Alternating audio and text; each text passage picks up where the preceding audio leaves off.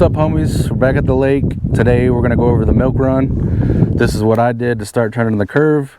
You know, when you start bass fishing at first, you just kind of go fun fishing and you catch them at random, right?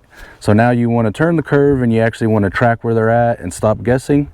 This is what we're gonna go over today. Basically, you're gonna pick 5 spots on your lake, the milk run, and then you're gonna fish them throughout the whole year. And during the time of that year, when you start catching them and you start seeing, okay, this is where they were at this time, this is where they were at that time. So let's go over that today in this video. Let's go.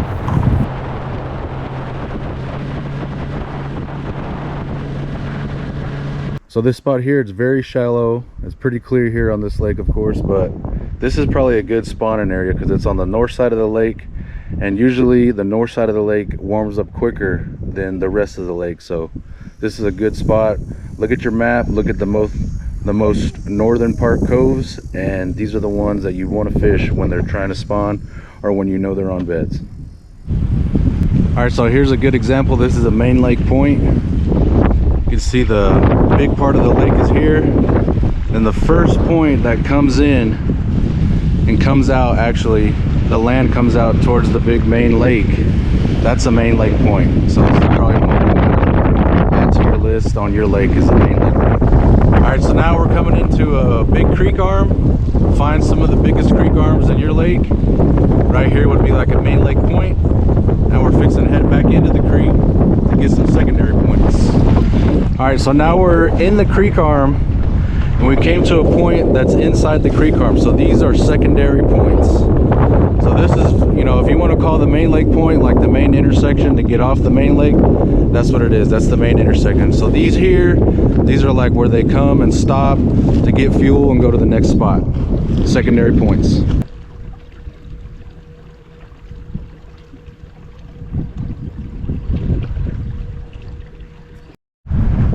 All right, so now we came all the way up the creek arm. We are way upriver. You can see how muddy everything is, how shallow it gets when it rains.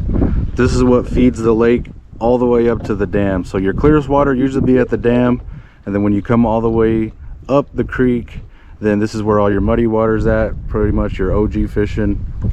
Something that vibrates. It's real muddy back here, so this is another spot you need to come and check and add to your milk run. Also, another thing, if you live on a lake like me where there's a lot of spotted bass, if you come up river or up creek, usually you'll run into more largemouth, so keep that in mind. All right, so here's another one. You're not gonna see this with your eyes, but you're gonna see it on the contour lines. But you see here, this point comes all the way out underwater.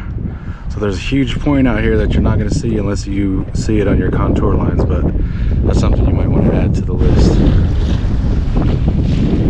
All right, so here's another little sneaky spot. You can see right here, it's kind of all rocky. Right there starts to get real steep. This would be a nice little transition spot for you guys to check out or add to your list if you have this on your lake. All right, that's it. That's the milk run. That's how you can start learning to break down lakes, especially your home lake.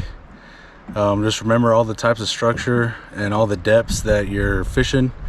You can pretty much take it to any lake. So if you want to start hunting for bass, there you go, man. There's a start.